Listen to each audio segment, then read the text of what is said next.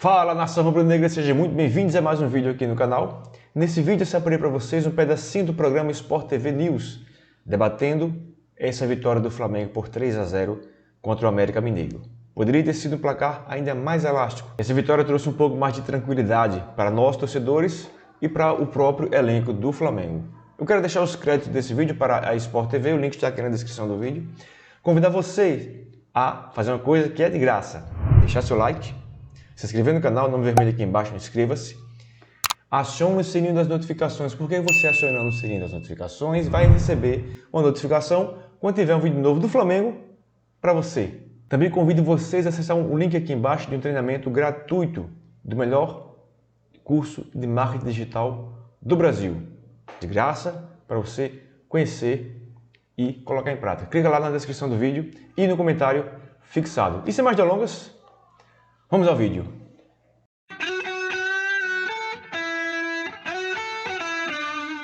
O Flamengo, que era o favorito, vinha de uma sequência que não conseguia vencer com o Dorival, de 2 jogos duros contra o Atlético Mineiro, mas ontem pegou um adversário que também não vencia há um longo tempo, né? Eram 4 jogos, 3 derrotas e um empate do time do Mancini, Gonza. E a gente viu um Flamengo diferente, com jogadores diferentes, mas principalmente com uma imposição diferente. O que você gostou do Flamengo ontem? Eu gostei do Flamengo ontem. Primeiro, quero retribuir, mandar um beijo para minha querida amiga Fabiola. Ontem a gente teve 2 jogos dentro de um, né? O primeiro tempo, uma partida mais dentro daquilo que se esperava, o América mais fechado, né? Tentando ali contra-atacar quando possível, e o Flamengo com um jogo de posição. E aí esse lance que nós estamos acompanhando acabou mudando para mim a história do jogo. Porque o Flamengo, mesmo nessas circunstâncias difíceis, não conseguindo a penetração, o América fechado, o Pedro faz essa grande jogada, acha o Gabriel e aí o Gabigol faz 1-0 e obriga o América, no segundo tempo, a mudar sua postura. O América teve, para mim, uma postura no segundo tempo que beirou o suicídio, porque ele foi para dentro, talvez pressionado pelo fato, como você lembrou, Luiz, de não vencer, de ontem completar 5 jogos sem vencer, e pior, 5 jogos sem fazer gol. Sim. Né? O que é uma coisa, assim, 450 minutos sem botar a bola na rede. Acho que o time se expôs demais e aí concedeu aquilo que o Flamengo mais gosta, que é espaço para contra-atacar. Conseguiu ali 3-0, se fosse 5-1 ou 6-2, não haveria problema nenhum, porque o jogo teve chances claríssimas de gol. Estamos vendo aí já o desafogo, depois de Gabriel perder um pênalti, né, o terceiro na sua trajetória no Flamengo. Um gol que aí dá um pouco mais de tranquilidade, a jogada do Everton Ribeiro para o Arrascaeta. Acho que o que eu mais gostei do Flamengo com relação ao que vinha acontecendo é aquela situação do perde-pressiona. Pela primeira vez com o Dorival e depois de muito tempo ali, acho que desde a época do Domenech, que o Flamengo não era tão eficiente no segundo tempo nesse quesito. O América saía jogando, o time ia lá, pressionava, roubava, cansou de roubar bolas no meio de campo e partir, pegar a defesa do América exposta. Estamos vendo aí um gol do Marinho, né? Reação emocionante dele, chorou, desabafou, acho até que exagerou um pouquinho ao lembrar do Paulo Souza, né? Isso já é passado, ele tem que olhar para frente. Mas acho que abre ali uma perspectiva para o Flamengo. É bem verdade que não é nada definitivo, o Flamengo está longe do ideal, longe do que espera o seu torcedor, mas essa pegada do time, esse interesse, né, em vencer e insistir até o fim, como era lá em 2019, que o time estava ganhando de 4, queria 5, queria 6, ontem o time mostrou isso, é uma perspectiva boa. Fabiola, além do volume de jogo apresentado pelo time do Flamengo ontem, o Flamengo também teve um goleiro muito seguro, né? O Santos voltando depois de um longo período longe por conta de lesão. O Diego sequer foi relacionado. Qual que é a importância de ter um jogador como o Santos? A gente vê no primeiro gol a construção da jogada feita através dos pés do Santos. O Santos encontra o Pedro faz o pivô para encontrar o Gabriel.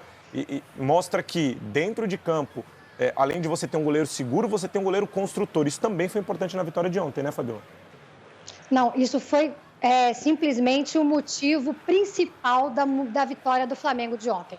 Porque além do tempo de reação e das defesas que ele fez, excelentes defesas, ele foi brilhante debaixo das traves, o Santos foi o cara que construiu a vitória do Flamengo, porque, como o Gonza já disse, foi esse gol, o primeiro gol, no finalzinho do primeiro tempo, que abriu os espaços, porque o América partiu para cima do Flamengo e aí abriu os espaços para o Flamengo ter 1 milhão de oportunidades. Fez 3 gols, mas poderia ter feito muito mais gols em cima do Flamengo, do América, na partida de ontem. Para mim, o Santos entrou nessa partida porque foi poupado, o Diego foi poupado, vários jogadores foram poupados pensando na Libertadores, né? Foi uma opção do Dorival, como outros times fizeram, mas para mim, definitivamente, eu já acho isso há algum tempo, o Santos, para mim, deveria ser o goleiro titular do Flamengo. Ele, para mim, é muito consistente debaixo da trave, né? Entre as 3 traves ali, e além de tudo, é um bom goleiro também com os pés, jogando com os pés. Algumas lições que eu tirei de ontem: o Santos, para mim, é o goleiro titular, o Rodinei é um ótimo ala direito, mas deixa a desejar como lateral, né? Acho que na defesa ele ainda é bem questionável. Acho que o 4-4-2 é uma boa fórmula para esse Flamengo, jogando com Pedro e Gabigol ali na frente, o Gabigol jogando mais pelo lado direito, funcionou muito bem, né? Ali o Thiago Maia, o João Gomes, o Arrascaeta e o Andréas no meio. Então, acho que é um bom jogo, já que o Dorival optou por uma mistura, né? Já que tem a Libertadores agora essa semana, eu acho que é um bom jogo para tirar lições. Ainda não é um Flamengo ideal, tem muito ainda a evoluir, mas já é um passo para poder, uma construção de um Flamengo para essa temporada, um novo recomeço. Luiz. E ontem eu estive no Maracanã, aproveitei a passagem aqui pelo Rio de Janeiro para acompanhar a partida em loco, e eu percebi uma coisa que me incomodou em certo ponto, e aí, como um espectador de futebol. O Gabriel foi muito vaiado ontem por parte da torcida, aplaudido por boa parte também quando ele foi substituído, mas em cima até de um destaque que você passou agora cedo, que ele perdeu só 3 pênaltis nessa longa passagem que ele tem pelo Flamengo. E dos na 35. E na entrevista pós-jogo, ele tratou até com uma maturidade que me surpreendeu bastante. A questão das vaias, falando que completou o álbum de figurinhas dele de vaias, já tinha sido vaiado por todos os outros times e agora pela torcida do Flamengo também, por torcedores de outros times. Até que ponto essa questão da vaia, e aí não é nenhuma lição de moral tentar querer ensinar o torcedor a torcer, cada um tem a sua possibilidade, a sua forma, paga o ingresso e está lá para isso. Mas assim, até que ponto isso pode ajudar ou prejudicar um time que agora tem uma possibilidade de engrenar, de ascensão, com 8ª de final de Libertadores, contra o Tolima, que apesar de ter perdido no final de semana, vinha de uma sequência de invencibilidade muito grande, e de uma sequência de trabalho para o Dorival no Brasileiro, já que a vantagem do líder Palmeiras hoje, com um jogo a menos, é de 10 pontos para um Flamengo que entrou no Brasileiro sonhando com o título. Gonza. Olha, Luiz, eu acho que você vaiar o seu próprio time, principalmente durante o jogo, ou vaiar um jogador especificamente, não ajuda em nada.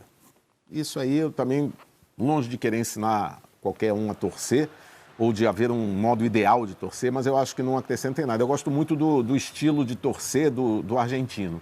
Os argentinos, eles torcem, incentivam até acabar o jogo. Aí acabou o jogo, perdeu, aí vai protestar, vai, enfim, se manifesta em rede social, mas durante o jogo eles apoiam até o fim. Acho que a reação do Gabriel, ela foi muito positiva. Sim, porque concordo. Ele não entrou em confronto com a torcida, ele levou na brincadeira, com muita maturidade. Então, acho que muito mais. A gente estava até conversando antes de começar o programa, né? Acho que uma atitude muito mais prejudicial, que causou ali algum dano, foi o que a torcida do Flamengo fez com o Hugo, o goleiro, o Hugo Souza, que estava passando claramente por um momento de instabilidade. Sim. E estava ali dentro do campo defendendo o time, e a torcida do Flamengo deliberadamente, cada vez que ele pegava na bola, vaiava. Eu acho que isso não acrescenta em nada, mas felizmente o Gabriel mostrou muita ponderação para seguir em frente. Fabiola, qual o efeito anímico e na questão também do psicológico dos jogadores, essa parte da vaia, principalmente quando você está vencendo uma partida e precisando desse jogador de ataque totalmente concentrado para corresponder àquilo que eles esperam? Eu concordo totalmente com o que o Gonza disse. Eu acho pouco inteligente, na verdade, a torcida vaiar o time ou vaiar um jogador durante a partida. Eu acho que só prejudica, não vejo nenhum motivo para isso acontecer. Sei que o Gabriel tem umas questões ainda extra-campo, que eu vejo a torcida não gostar muito, parece que ele está tendo outra atividade, enfim, está com sonhos também, além de ser jogador de futebol, e a torcida não está curtindo muito isso. Eu não sei até onde isso pode atrapalhar o desempenho. Se ele cumprir muito bem as funções dele nos treinamentos, se dedicar e jogar futebol, eu não vejo por que a torcida pode pegar no pé dele em relação a isso. É claro que o Gabigol, nessa temporada, não tem sido o Gabigol que a gente conhece. Ele está deixando um pouco a desejar, mas também vi o Dorival falando e concordo com o Dorival. É normal um jogador também apresentar uma certa instabilidade. Ele não vai ser regular a carreira inteira, né? Ele apresenta altos e baixos durante a carreira. Então, o Gabigol desse ano não é o Gabigol de 2019, não é o Gabigol que a gente viu em outras temporadas. Mas isso não quer dizer que ele não vá crescer de produção junto com o Flamengo, porque o Flamengo também não é o Flamengo que a gente está acostumado a ver. Então, quem sabe, de repente com o Pedro, já que o Bruno Henrique, infelizmente, não estará nesse ano com a camisa do Flamengo por causa da lesão grave dele, quem sabe com o Pedro forma uma nova dupla aí, o Gabigol se reencontra, né? E possa fazer uma nova história com a camisa do Flamengo. Eu só acho burrice da torcida não apoiar o time durante os 90 minutos. Bom, ainda falando de Gabriel, e a Fabíola citou o Dorival Júnior e as palavras dele, na coletiva ele defendeu a permanência do Andrés Pereira, que foi muito bem ontem, a permanência dele no time, e também ressaltou a importância desse tipo de vitória, desse tipo de jogo e desse clima que, apesar das vaias, ajuda bastante a presença da torcida no Maracanã e, obviamente, a importância do Gabigol, que a gente estava falando até agora. Vamos ouvir o que o Dorival disse. A posição da torcida ela é soberana. E ela tem que ser respeitada sempre, por todos nós. Gabriel é um jogador importantíssimo. Em alguns instantes, em alguns momentos, talvez, ele tenha uma oscilação que é natural em qualquer profissional, com qualquer profissional. Estejamos nesse meio aí, nós sabemos que o céu e o inferno no futebol tem só um palmo de distância. É uma bola entrar, uma bola sair, é um campeonato ganho, um campeonato perdido. Então, é um enredo que se repete, mas não é um jogador que deixa de ter a confiança de todos nós, em momento nenhum. Para mim seria importantíssimo, e talvez a melhor contratação que nós faríamos nesse momento seria a manutenção do Andrés. E eu torço para que o presidente consiga encontrar um caminho e consiga deixá-lo aqui, porque é um jogador diferente. É um jogador que cabe em qualquer circunstância, em qualquer situação, versátil em todos os sentidos, participativo, um jogador inteligentíssimo para atuar. Eu não tenho dúvidas que ele ainda pode crescer e muito dentro da nossa equipe. Foi muito bem o Andrés Pereira ontem, não só ele, né, mas o Thiago Maia foi muito bem também. O Santos, como a gente já destacou, foi muito bem. O Pedro também foi muito bem.